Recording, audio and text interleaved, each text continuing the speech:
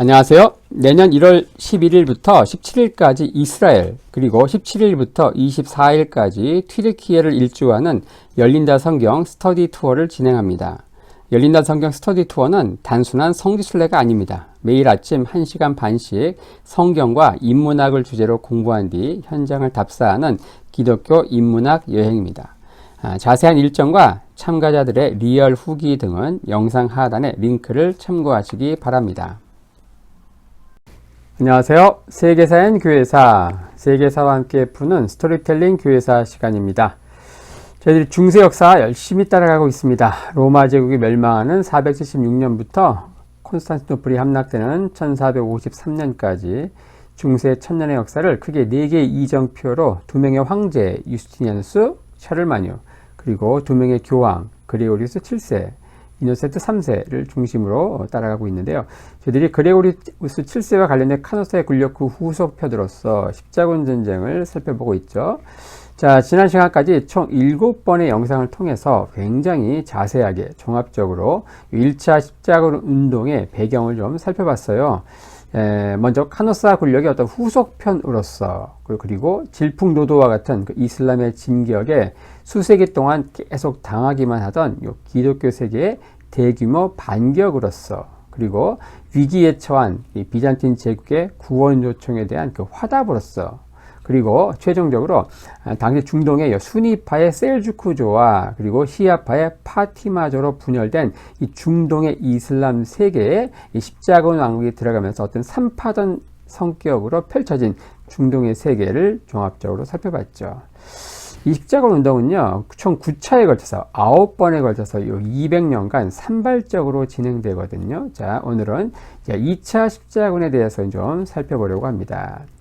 자, 2차 십자군의 직접적인 그 계기는 1144년 이 모술 태수인 이 이마드 아딘 장기에 의해서 십자군 왕국 가운데 하나인 에데사 백장령이 함락된 거, 요게 이제 계기가 됩니다. 한번 지도하게 볼 텐데요.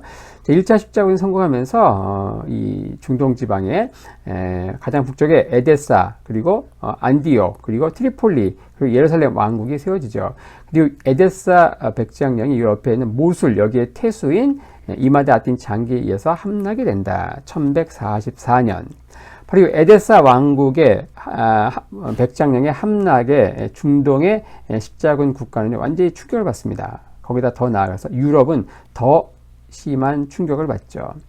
이 에데사는 보시는 대로 십자군 소왕국들의 핵심인 예루살렘 왕국을 지키는 어떤 최전방 요새와 같은 역할을 하고 있어요.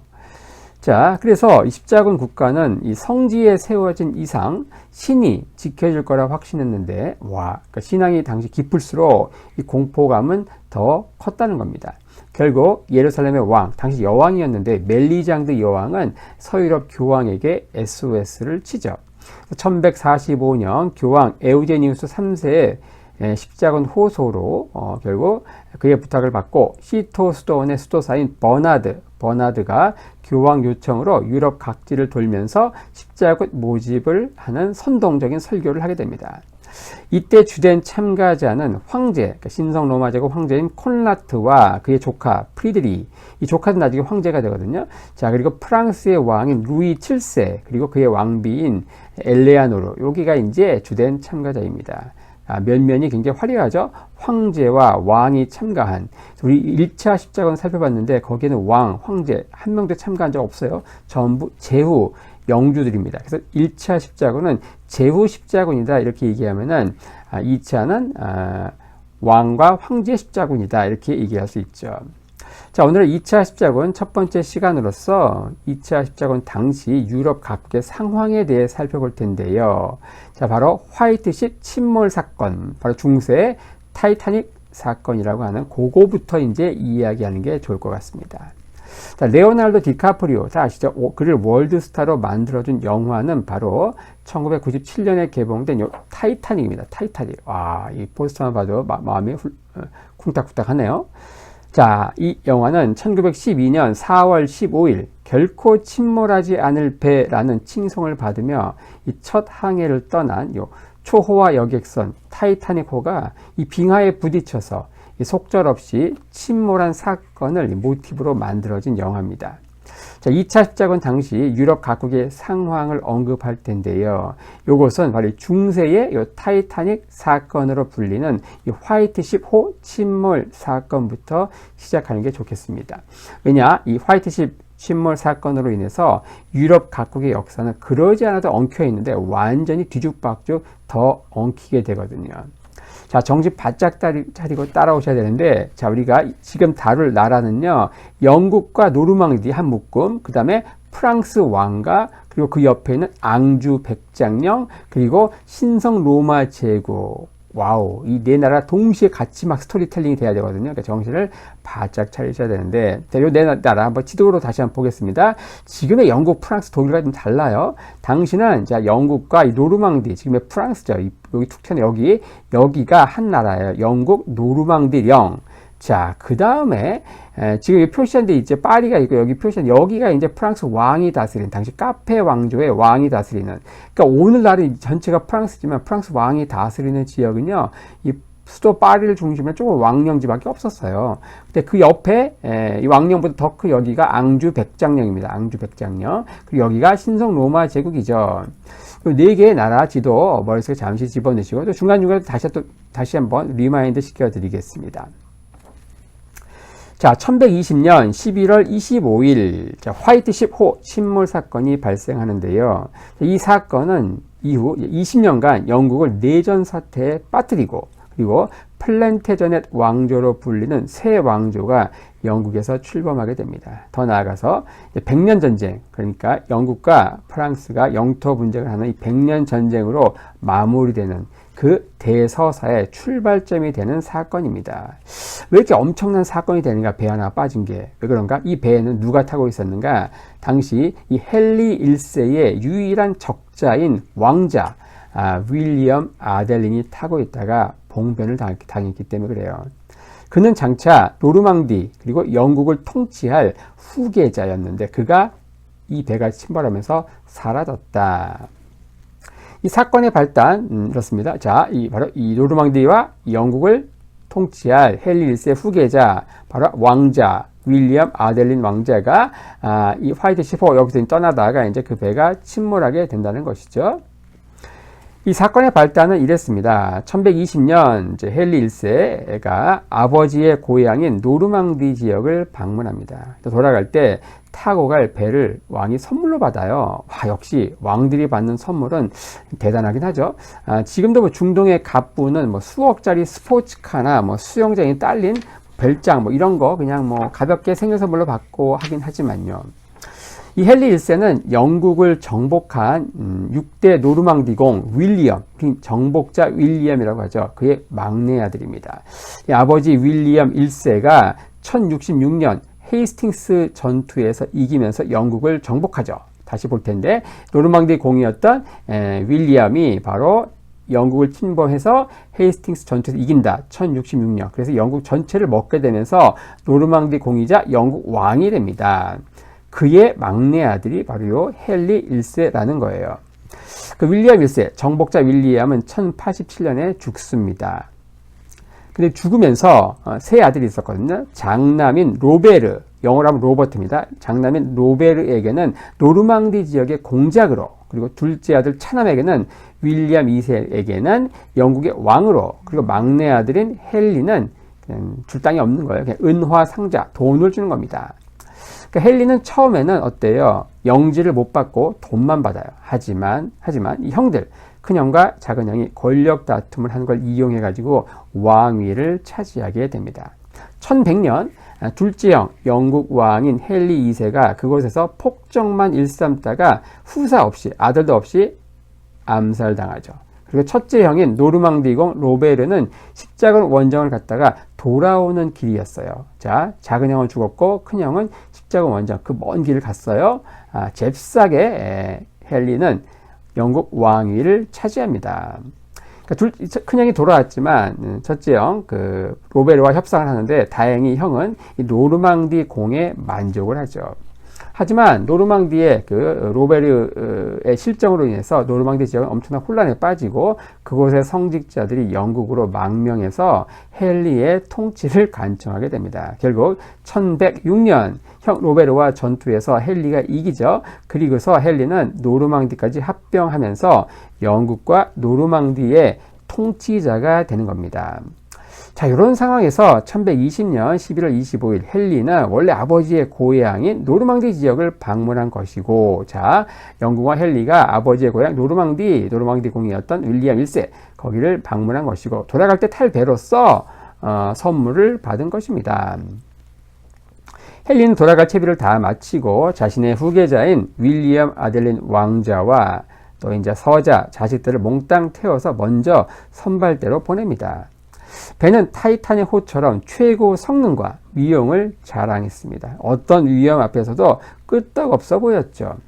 그런데 출항을 앞두고 귀하신 왕족들을 모시게 된 선장과 선원들은 마음이 막 들떴습니다. 그래서 후계자인 윌리엄 왕자에게 술 좀 따라달라고 쫄라요. 자, 이렇게 하니까 17살밖에 안 된 왕자는 우쭐해가지고 술을 하사합니다. 결국 출항도 하기 전에 배 위에서 엄청난 양의 술을 퍼마시기 시작하죠. 급기야 너무 취해가지고 항해 자체를 포기하고 배멀미증이 심해가지고 배에서 내리는 사람도 생겼습니다. 그가 누구냐? 윌리엄 왕자의 사촌인 스티븐입니다. 그에게는 이때 별명이 생기는데 운 좋은 스티븐, 럭키 스티븐이 됩니다. 왜냐? 이 배가 침몰하는데 여기서 내렸으니까 그렇죠. 자, 뒤에 스티븐 얘기가 또 나옵니다. 이들은 계속 스티븐을 내렸지만 이제 이들은 배 위에서 출항도 하기 전에 계속 부어라 마셔라 흥청망청 해댑니다. 자, 그러다가 어느덧 밤이 됐어요. 자, 그러니까 선장이 말을 합니다. 혀가 꼬여가지고 밤이네. 이제 슬슬 운항해 볼까나 하면서 혀 꼬부라진 소리로 말을 하죠. 자, 이렇게 곤드레만드레 술에 취한 선원 그리고 선장 그리고 술에 취한 승객을 태우고 이 화이트십 호는 밤바다를 가로지르기 시작합니다. 그리고 얼마 지나지 않아서 쾅! 와, 배가 암초에 부딪혀 침몰합니다. 자, 여러분, 예나 지금이나 음주운전은 이렇게 위험한 거죠.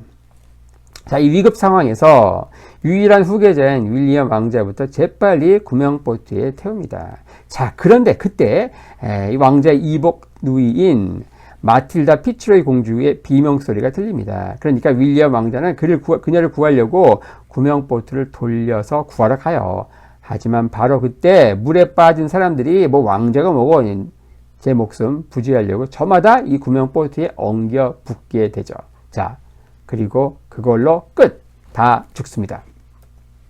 자, 윌리엄 왕자가 죽으면서 이 헨리 1세의 적법한 자녀는 당시 신성 로마 제국 황제와 결혼한 딸 마틸다밖에 남지 않았습니다. 그녀의 남편은 황제, 신성 로마 제국의 황제인 하인리 5세였어요. 자, 하인리 5세 역사에 별로 존재감이 없죠. 자, 하지만 그의 아버지를 얘기하면 얘기가 다르죠. 그의 아버지가 누구냐? 우리 지난번에 몇 번의 영상으로 자세히 살펴본 그 카노사 굴욕 사건의 당사자, 교황 그레고리우스 7세와 한판 세게 붙은, 그래서 카노사 성체 앞에서 3일간 눈 밑에서 맨발로 교황에게 용서를 구한 그 하인리 4세의 둘째 아들이 요 하인리 5세입니다. 어떻게 둘째 아들이 황제가 됐을까? 형인 콜라트, 장남 콜라트는 교황의 꼬임에 넘어가서 반란을 일으켰죠. 그리고 그는 각종 온갖 오명을 뒤집어 쓴 채 아버지를 배신한 데 대한 처절한 후회만 남긴 채 죽죠.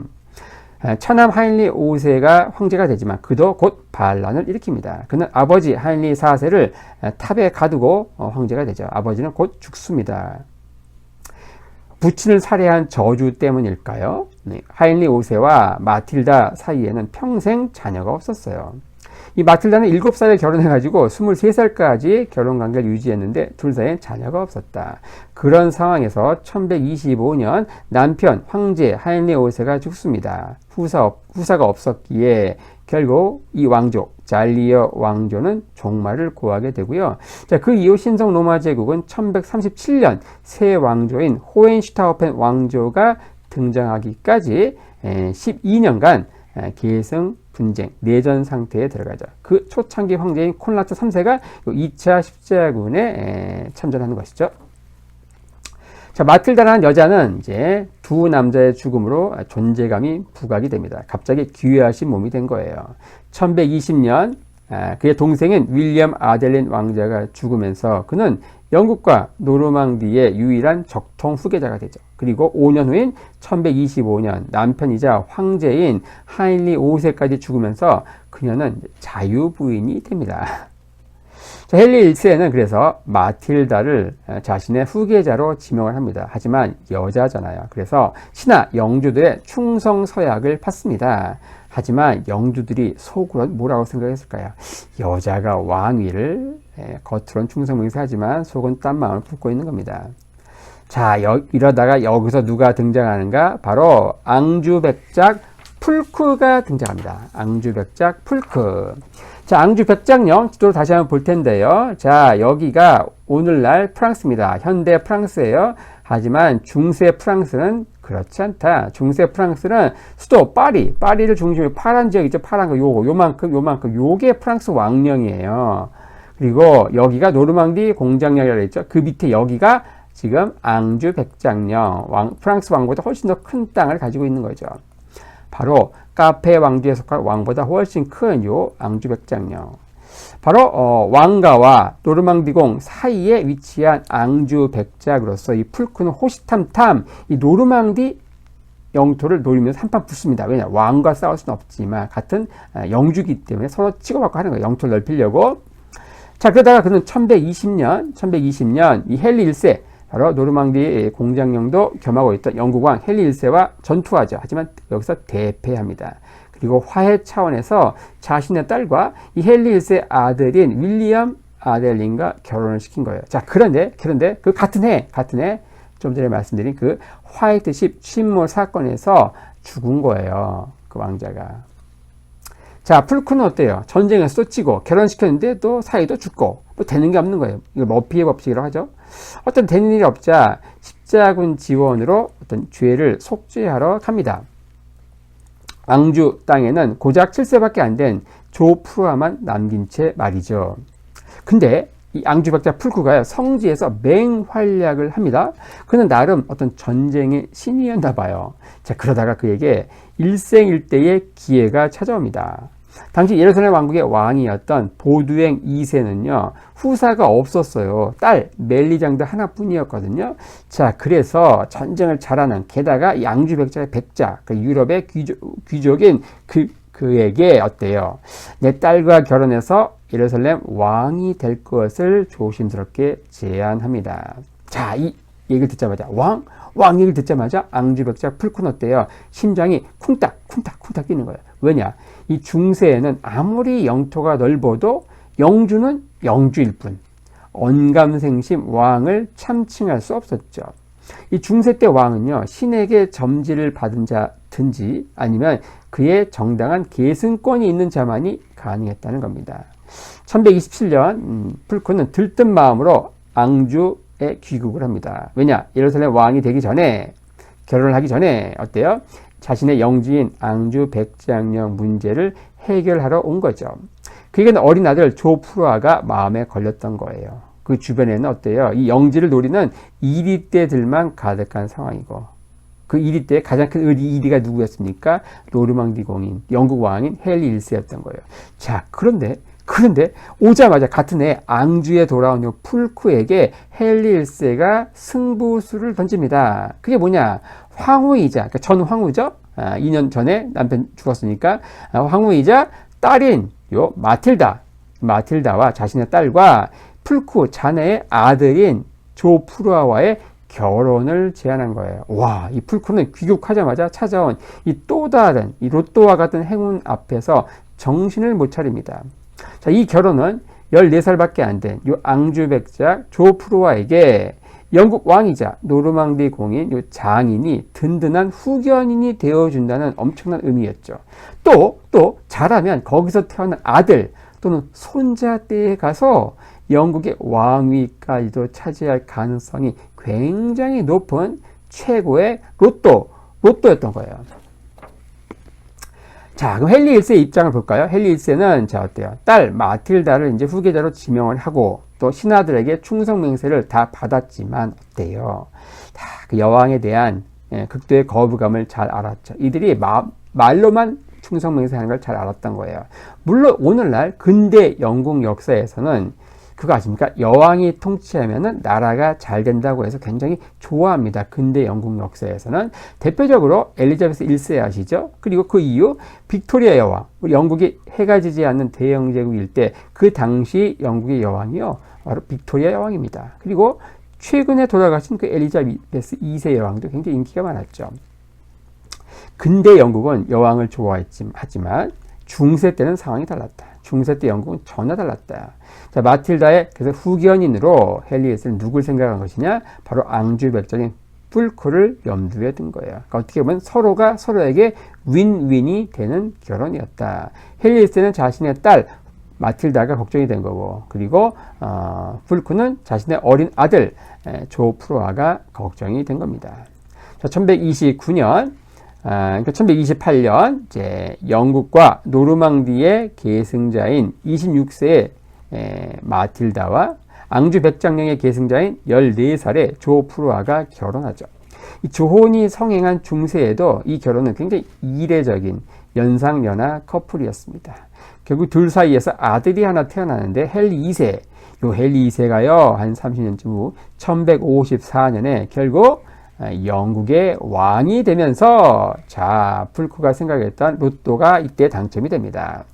자, 헨리 2세 다시 한번 좀 족보를 볼 텐데, 헨리 2세 새로운 왕족 플란테전의 왕조를 연 헨리 2세, 그 어머니가 누구예요? 마틸다죠. 마틸다는 원래 누구랑 결혼했었어요? 신성 로마 제국 황제인 하인리 5세, 바로 카노사 군력의 당사자인 하인리 4세의 아들이죠. 둘째 아들 마틸다와 조프로와 앙주 백자. 자, 거기에 마틸다의 아버지는 누굽니까? 바로 헨리 1세죠. 헨리 1세의 아버지는 누구예요? 영국을 정복한 윌리엄 1세입니다. 바로 로베르, 여기 노르망디고, 그리고 윌리엄 2세 영국 왕, 여기가 이제 폭정을 하다가 죽고, 여기는 십자군에서 돌아오다가 이제 그런 상황에서 헨리 1세가 왕위를 차지했던 것이죠. 자, 어쨌든 이렇게 하면서 새 왕조가 등장하게 된다. 그리고 이제 1129년 풀코는 이제 아들을 결혼시키고 나서 안심을 하고 예루살렘으로 갑니다. 그리고 예루살렘 왕국의 후계자인 공주 멜리장드와 결혼을 하죠. 그리고 2년 후인 1131년 장인인 예루살렘 왕인 보두행 2세가 죽자 이 아내 멜리장드와 함께 공동 왕으로 즉위합니다. 그리고 둘 사이에서 아들이 2명 태어나거든요. 보두행과 아모리. 이 두 아들 모두 훗날 예루살렘 왕이 됩니다. 그리고 1135년 노르망디 공이자 영국의 왕인 헨리 1세가 죽죠. 자, 이러면서 영국은 19년간 거의 20년간 내전이 펼쳐지는데 이때 등장하는 게 누구냐? 바로 스티븐입니다. 스티븐. 누굽니까? 바로 술에 취해서 비틀거리면서 그 화이트십 호에서 내렸던 럭키 스티븐, 운 좋은 스티븐이 바로 그때는 목숨이나 부지한 걸 이제 럭키라고 생각했겠지만 그는 잽싸게 왕이 됩니다. 그때 왕이 될 걸 상상이나 했겠습니까? 헨리 1세가 죽자마자 그는 잽싸게 스티븐 1세로 영국 왕위에 즉위한다. 자, 이 스티븐 족보 한번 볼까요? 스티븐은 누구냐? 이 스티븐은요, 아버지가 스티븐, 지금 얘기한 스티븐 여기에요. 스티븐. 아버지 스티븐이 누구냐? 바로 엄마가 누구냐? 아델라예요. 아델라. 이 아델라의 아버지가 영국을 정복한 윌리엄 1세예요. 그러니까 윌리엄 1세, 지금 얘기한 헨리 1세. 이 헨리 1세의 딸이 누구예요? 마틸다. 그 마틸다하고 스티븐은 어때요? 사촌인 거예요. 헨리 1세가 누구예요? 자기의 큰아버지예요. 큰아버지. 자, 이 스티븐은 어때요? 아버지가, 이 스티븐 2세가 십자군 원정 갔다가 죽어요. 전사합니다. 그래서 아버지가 없는 상황에서 헨리 1세가 조카인 이 스티븐을 맡아서 키워줬어요. 그러니까 삼촌이자 아버지 뻘인 거죠. 헨리는 어때요? 이 스티븐에게 자신의 딸 마틸다의 왕위 계승을 돕는다고 스티븐에게 맹세를 받았거든요. 하지만 화장실 들어갈 때와 나올 때가 다른 거죠. 삼촌이 죽자마자 그는 마틸다가 없는 틈을 타서 잽싸게 영국의 왕위를 차지하죠. 또 당시 귀족들도 여자 어떻게 왕이 되냐 하면서 그래도 남자 형제인 이 사촌인 스티븐을 왕으로 옹립한 것이죠. 자, 스티븐이 즉위한 후 마틸다와 전투가 벌어지고 여기서 패배한 마틸다는 노르망디로 도망을 갑니다. 하지만 이후에 끊이지 않는 전쟁이 펼쳐지면서 내란이 펼쳐지는 거예요. 자, 그러다가 스티븐의 아들이 수도원의 보물을 훔치다가 갑자기 급사하는 일이 발생합니다. 자, 계속되는 전쟁과 또 유일한 후계자인 아들이 죽자 스티븐은 영국의 평화를 위해서 자신의 왕위를 보존해주는 대가로 이 마틸다의 아들인 헨리를 후계자로 지명합니다. 그게 바로 헨리. 어때요? 마틸다와 앙주백작 조프루아 사이에서 태어난 그 헨리가 바로 헨리 2세로 1154년 즉위하게 되는 것이죠. 이렇게 하면서 새로운 왕조, 노르만 왕조가 끝나고 플랜테제넷 왕조가 시작이 됩니다. 이 왕조가 300년 넘게 무려 14명의 통치자를 배출하게 되거든요.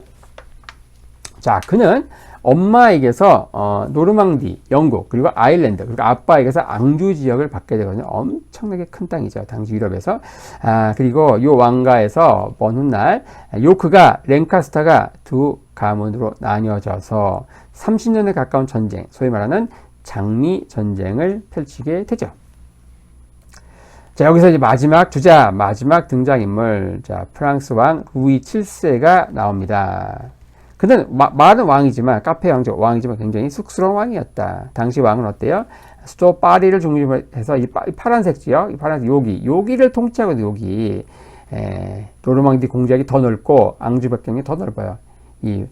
당시 루이 7세는 생각이 뭘까요? 어떻게 하면 영토를 넓힐까? 그러던 차에, 이 아키텐 지역의 여자 공작인 이 엘레아노르와 결혼을 합니다.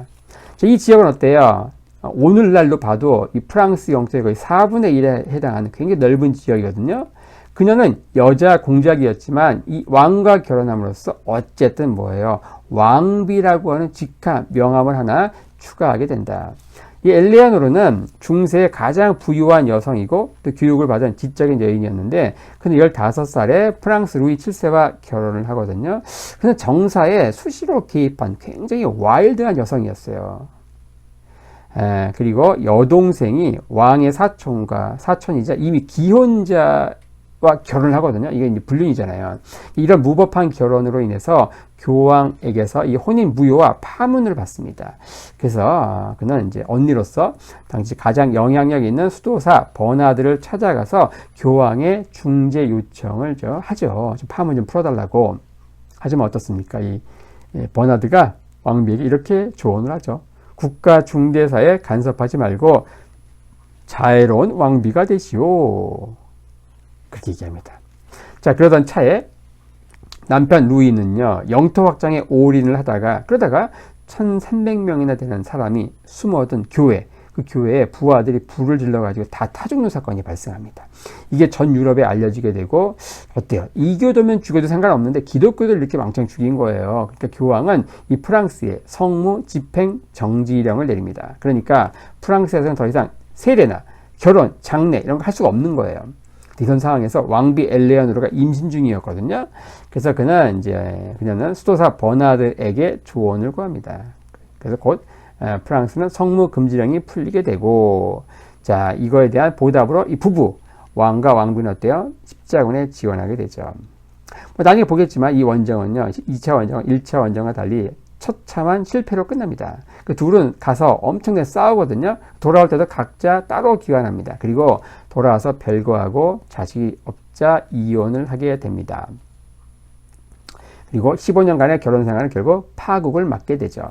근데 이혼하자마자 2달 만에 이 엘레아노르는 누구에게 청혼을 하느냐? 헨리 2세에게 청혼을 합니다. 좀 전에 이야기했던 헨리 2세에게 마틸다와 앙주백작 조프루아의 아들 헨리 2세에게 청혼을 하죠. 자, 이 엘레아노르는 헨리 2세의 11살 위거든요. 11살 연상녀거든요. 하지만 헨리 2세는 그녀가 갖고 있는 엄청난 영토, 그 아키텐 영지가 탐이 나서 결혼을 합니다.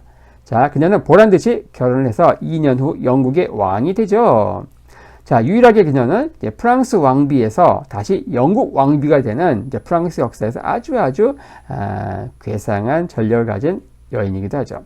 자, 이렇게 하면서 이 결혼으로 어때요? 서유럽 절반을 지배한 거대 앙주 제국이 출현한다. 나중에 스코틀랜드, 아일랜드까지 복속시켜서 가장 넓은 영토의 군주가 되는 게 바로 헨리 2세다. 앙주 벽장, 앙주 제국. 자, 아키텐 이 지역을 가지고 있는 엘레아노르까지 결혼하면서 어때요? 프랑스 왕은 요만큼 차지하고 있는데 이혼해가지고 다 뺏겼죠?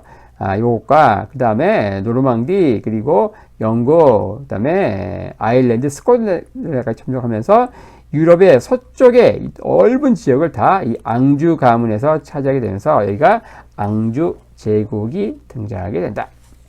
저렇게 하면서 이제 오늘은 2차 십자군을 살펴볼 텐데 그 첫 시간으로서 유럽 각국의 어떤 그 상황들 이런 것들을 당시 중세 타이타닉호 사건이라고 일컬어지는 화이트 15 침몰 사건을 중심으로 해서 좀 살펴보았습니다.